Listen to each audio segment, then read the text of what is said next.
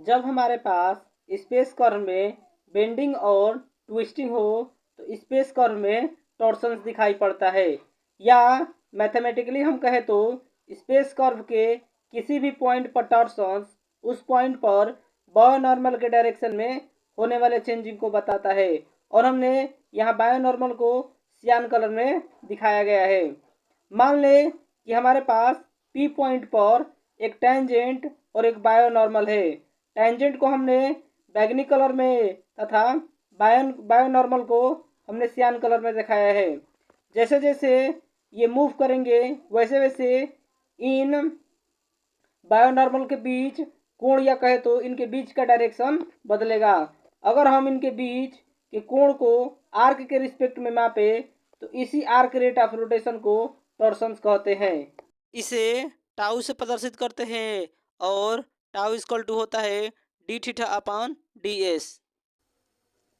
आइए अब हम देखते हैं कि टॉर्सन्स के लिए फार्मूला क्या होता है, या फिर टॉर्सन्स के फार्मूले को कैसे हम डिराइव करते हैं। सो इसके लिए मान लेते हैं कि ये जो दिया है ये हमारे पास स्पेस कर्व है जो r equal to r t से डिफाइंड है। अब हम क्या करते हैं, ये जो स्पेस कर्व है इसके एक पॉइंट यहाँ पर लेते हैं, ये P पॉइंट है, और इस पॉइंट पर हम क्या करते हैं, एक बायोनॉर्मल ड्रॉ करते हैं। सो हमने यहाँ पे क्या किया है कि यहाँ पे एक बायोनॉर्मल ये ड्रॉ किया है, ये पी टी है जो कि एक बायोनॉर्मल है।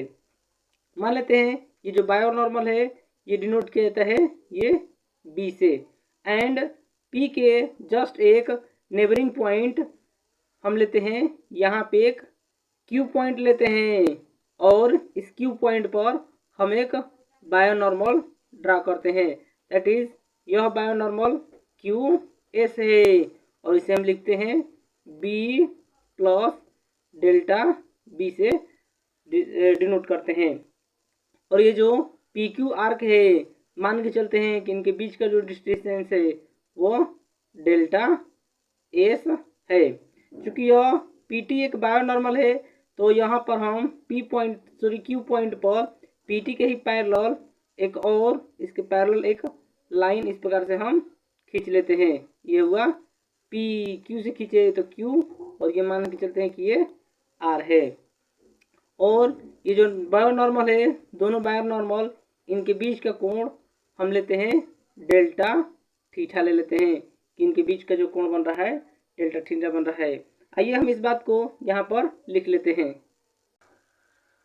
यहाँ पर हम एक और चीज़ मानकर चलते हैं कि हमारे पास ये जो ट्रायंगल बन रहा है क्यू एस आर, यहाँ पे जो ट्रायंगल बन रहा है इसमें क्या है, यह क्यू आर और क्यू एस ये यूनिट लेंथ है। दैट इज हेयर हम क्या करते हैं, हेयर हम लेकर चलते हैं ये क्यू आर इक्वल टू ये क्यू एस इक्वल टू हम 1 लेकर चलते हैं। ठीक है, ये जो ट्रायंगल बन रहा है अपने पास ट्रायंगल, ये क्यू आर एस बन रहा है, इसमें आप देख सकते हैं कि जो हमारे पास ये वेक्टर आर एस बनेगा, वेक्टर आर टू एस वो हो जाएगा वेक्टर क्यू एस माइनस ये वेक्टर जो बने गए हैं ये क्यू आर वेक्टर के इक्वल होगा। यहाँ पे हम क्यू एस जो वेक्टर है ये बी प्लस डेल्टा बी है, सो इसे हम लिखते हैं b plus delta b minus, और जो क्यू आर है ये पैरेलल शिफ्ट है तो यह है ये बी है, सो बी बी से कैंसिल हो जाएगा। तो ये जो आर एस वेक्टर होगा, आर एस वेक्टर यह इक्वल हो जाएगा सिर्फ डेल्टा बी के हो जाएगा। और ये जो आर एस है तो इसका जो मैग्नीट्यूड अगर हम लेते हैं सो ये आर एस इसका मैग्नीट्यूड है यह इक्वल हो जाएगा मोड में ये डेल्टा बी के इक्वल हो जाएगा। ये जो ट्रायंगल बना हुआ है यह एक आइसोसेल्स ट्रायंगल है, और हम जानते हैं कि आइसोसेल्स ट्रायंगल में क्या होता है, ये जो आर एस होता है लेंथ, वो बराबर होता है 2QR साइन डेल्टा थीटा बटा में ये 2 के बराबर होता है। क्योंकि हमने क्या किया है, ये जो QR है इसकी यूनिट लेंथ माना है। सो यह जो RS होगा वो हो जाएगा 2 साइन डेल्टा थीटा बाई 2 हो जाएगा। चूँकि हमने यहाँ पे क्या किया है, ये QR इक्वल टू यहाँ पर हमने 1 लिया है। चूँकि RS जो मैग्नीट्यूड है इसे हम डिनोट करते हैं मोड में ये डेल्टा B है और यह इक्वल है 2 साइन डेल्टा थीटा बाई 2 के इक्वल है। इसमें हम क्या करते हैं, दोनों तरफ से डेल्टा थीटा से डिवाइड कर देते हैं। तो हो जाएगा ये मोड में delta B upon delta theta और ये हो जाएगा 2 साइन डेल्टा थीटा अपॉन में 2 और यहाँ पूरे का बटा में हो जाएगा ये डेल्टा थीटा हो जाएगा। अब ये जो 2 है ऊपर न्यूमरेटर में, हम इसे डिनोमिनेटर में लाकर यहाँ नीचे लिख लेते हैं।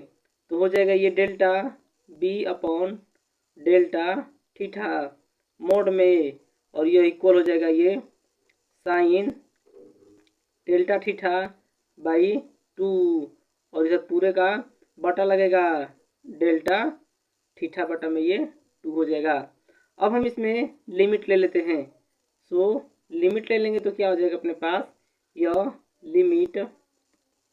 Limit delta theta tends to 0 ये मोड में हो जाएगा delta B upon delta theta. और चूंकि इधर अगर हम लिमिट लेते हैं तो ये साइन थीटा अपॉन थीटा का फॉर्मूला है, तो यह जो इक्वल 1 के इक्वल हो जाएगा। और यहाँ से लिमिट सो डिफरेंशियल कैलकुलस से यहाँ पर क्या हो जाएगा, ये DB अपॉन ये D थीटा हो जाएगा जो कि ये 1 के इक्वल हो जाएगा। इसे हम इक्वेशन फर्स्ट मानते हैं। चूँकि हम जानते हैं क्या, ये जो टॉर्सन्स टाउ होता है वह इक्वल होता है limit delta S tends to 0 ये मोड में delta theta upon delta S के इक्वल होता है। और ये डिफरेंशियल कैलकुलस से किसके बराबर हो जाएगा, तो ये D थीटा अपॉन में ये DS के इक्वल हो जाएगा। सो इसमें क्या करते हैं, ये जो टाउ है यह इसमें हम क्या करते हैं, जो D थीटा अपॉन ये DS है इसमें हम DB से डिवाइड एंड मल्टीप्लाई कर देते हैं। सो DB अपॉन ये हो जाएगा ये DB। अब इसे हम कुछ इस प्रकार से रीअरेंज करते हैं। सो अब देख सकते हैं यह DB और DS को हम इस एक प्रकार लिख लेते हैं। तो हो जाएगा ये मोड में रहेगा, ये भी मोड में, ये हो जाएगा अपने पास DB अपॉन में हो जाएगा ये DS और ये जो DB है यह बटे में आ जाएगा DB और ये थीटा अपने पास ये नीचे आ जाएगा। तो हो जाएगा ये D थीटा हो जाएगा। इसे हम मोड में लिख लेते हैं। अब चूंकि हमारे पास क्या था कि जो इक्वेशन फर्स्ट था उससे DB अपॉन D थीटा की वैल्यू 1 के इक्वल आई थी। सो ये टाउ इक्वल टू हो जाएगा अपने पास ये मोड में ये DB अपॉन में ये DS हो जाएगा। और यही जो आया है अपने पास यह कर्व के टॉर्सन्स का एक्सप्रेशन है, या फिर कहे तो ये फार्मूला है। वीडियो अगर अच्छा लगा हो तो एक लाइक ज़रूर करें और इसे ही वीडियो देखने के लिए चैनल को ज़रूर सब्सक्राइब करें। Thank you.